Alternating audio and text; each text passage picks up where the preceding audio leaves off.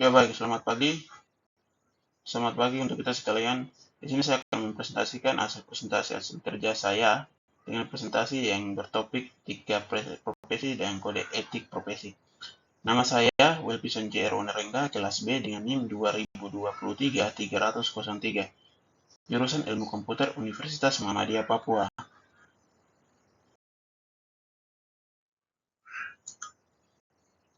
Pengertian etika profesi. Etika profesi adalah sebuah cara atau kelakuan baik yang dilakukan pada setiap pribadi seseorang dalam menjalankan sebuah profesinya maupun pada umumnya. Jadi etika profesi adalah sebuah cara atau sikap baik yang dilakukan pada setiap individu maupun pada umumnya dalam melakukan setiap profesinya. Pengertian kode etik profesi. Kode etik profesi adalah suatu aturan yang ditetapkan dalam sebuah organisasi profesi seseorang yang dimana setiap orang yang melanggar akan aturan atau kode etik akan dikenakan sanksi-sanksi khusus yang memang diatur dalam peraturan kode etik itu sendiri. Jadi ketika setiap orang memiliki profesi, menjalankan profesi harus sesuai dengan kode etik yang memang tidak boleh melanggar dari itu, sehingga mereka boleh menjalankan setiap profesinya dengan kode-kode etik ya, kode-kode etik profesi yang memang sudah ditetapkan dalam peraturan profesinya itu sendiri.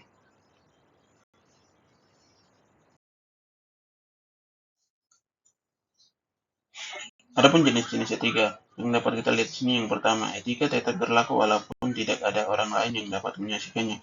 Jadi etika tetap berlaku walaupun tidak ada orang lain yang dapat melihat perilaku atau etika itu sendiri. Yang kedua, etika sifatnya itu absolut atau mutlak. Jadi etika itu sifatnya itu tetap dan tidak hilang-hilang atau tidak habis-habis. Yang ketiga, di dalam etika atau beretika terdapat cara pandang dari sisi batinnya manusia itu. Yang keempat, etika sangat keterkaitan dengan perbuatan serta perilaku pada manusia itu sendiri.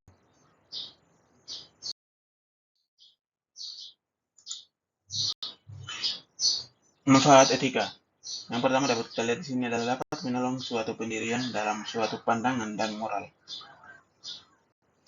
Yang kedua, dapat menyelesaikan masalah-masalah moralitas ataupun suatu sosial lainnya yang membingungkan suatu masyarakat dengan suatu pemikiran yang sistematis dan kritis.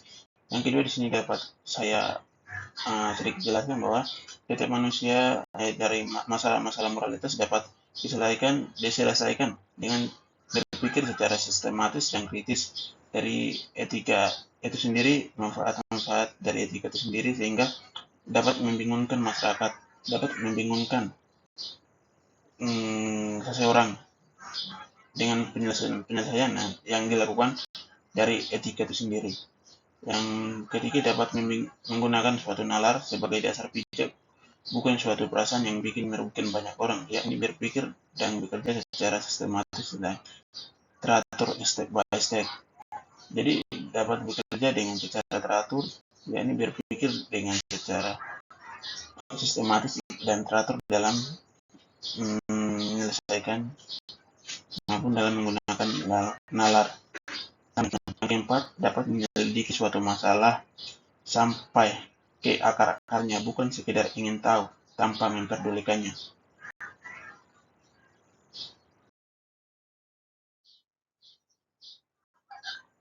Adapun kode etik profesi. Kode etik profesi merupakan acuan perilaku individu atau perusahaan yang dianggap sebagai perilaku yang diikuti oleh peserta kegiatan profesional. Kode etik profesi muncul dalam bentuk norma yang setiap anggota profesi harus berpegang pada norma tersebut dalam menjalankan profesional dan sosialnya.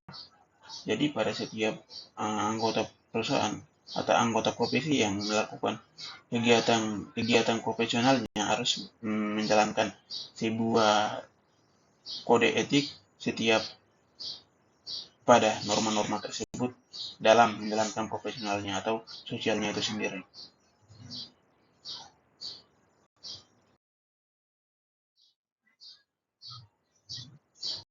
Adapun fungsi dan tujuan kode etik dapat kita lihat di sini. Yang pertama, satu, menjaga martabat profesional. Dalam hal ini yang harus dilindungi adalah citra orang luar atau masyarakat sehingga orang luar dapat memandang rendah profesinya terhadap dunia luar. Jadi di sini artinya bahwa masyarakat dalam melakukan profesionalnya itu harus memandang rendah terhadap profesionalnya, karena di luar sana lebih banyak orang yang memang lebih dari dia memiliki pekerjaan profesional atau profesinya yang lebih dari dia, jadi dia harus memandang rendah terhadap profesi yang dimilikinya.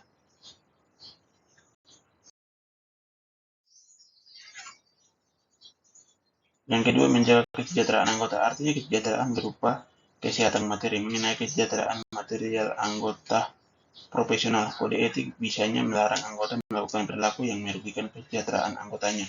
Misalnya dengan menetapkan remunerasi minimal bagi pelaku industri untuk menjalankan tugasnya, sehingga siapapun tarifnya di bawah remunerasi minimum dianggap tercela karena tidak pantas dan tidak menguntungkan sesama pekerjanya. Yang ketiga, tingkatkan layanan profesional. Dalam hal ini, kode etik juga memuat tujuan pengabdian tertentu, sehingga para profesional dapat dengan mudah memahami tanggung jawab dan tanggung jawab layanannya saat menjalankan tugas profesionalnya. Oleh karena itu, kode etik menetapkan aturan yang ditetapkan oleh para profesional dalam menjalankan tugasnya.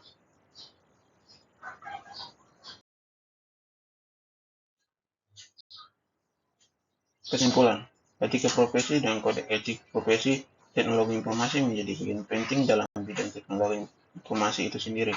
Dalam kehidupan manusia perlu memahami perilaku, etika, dan kode etik, khususnya dalam bidang profesi teknologi informasi, sehingga dengan ini mereka boleh menjalankan profesinya dengan baik dan benar, secara individu maupun pada umumnya, dengan beretika dan menjaga kode etik itu sendiri.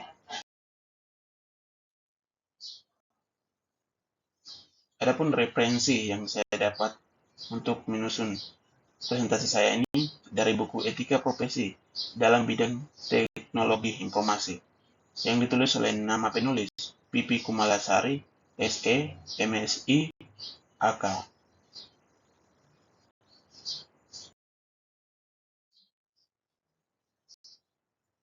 Sekian presentasi saya. Bila ada kesalahan dalam berlangsungnya presentasi ini, mohon dimaafkan. Thank you.